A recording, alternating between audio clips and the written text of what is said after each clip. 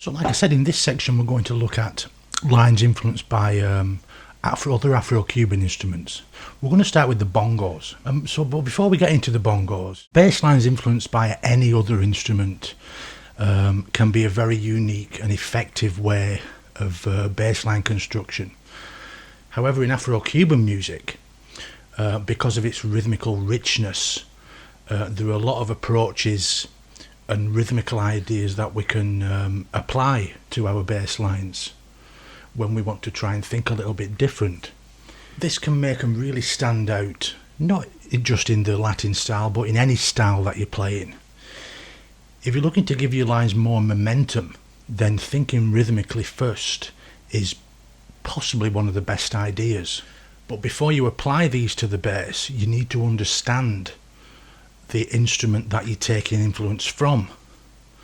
So I've always been a big advocate of every bass player or every non-percussion instrument musician should learn to play a percussion instrument. This will make you more rhythmically aware. Plus it'll really help you playing rhythmical phrasing, help your timekeeping. So this is one thing that I encourage you to do, to learn a percussion instrument if you don't play one already. First, let's look at the bongo. Now the bongo is a Cuban instrument. It originates from the east of Cuba in Oriente. It's called Oriente because it's the part that faces the Orient. But it's steeped in, although it's a Cuban instrument, it is taking direct influence from West African culture and tradition. The actual word bongo comes from the Efik people in the Calabar region of Africa, and the word bongo means drum. So the main rhythm played on the bongo is called the martillo. Martillo means hammer, and this is what's called a clave neutral pattern. So it's the same whatever direction the clave is in, as you'll hear when I demonstrate the martillo in a second.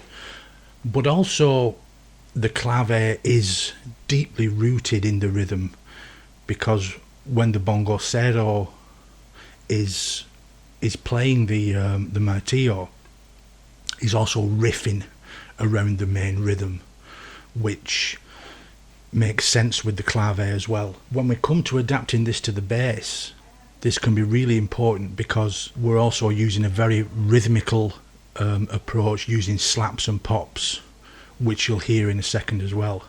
But first of all, let's get into let me demonstrate the martillo for you. Like I say, it's a clave neutral pattern, but you'll notice some of the riffing, the rhythmical phrasing that I'm doing is following the clave. So let's get into that.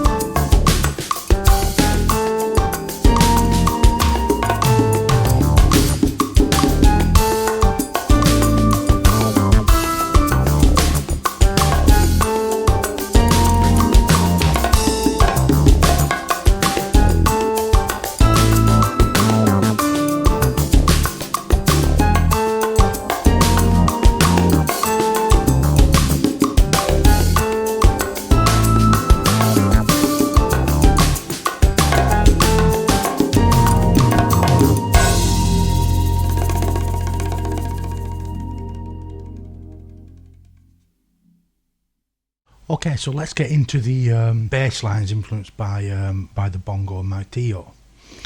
Now, as you noticed when I was playing through the Martillo, the little riffs that I was playing in between the rhythm, these are to give it more kind of rhythmical spice and propel the music forward, especially in the different sections. So in the bass line, I've tried to capture the feel of the Martillo, although it's obviously not going to be exactly like playing it on the drums. So I've incorporated some kind of ghost notes, some muted notes, plus some slaps and pops in there, just to give it that rhythmical propulsion. So we'll have a look at two slightly different bass lines influenced by the Martillo.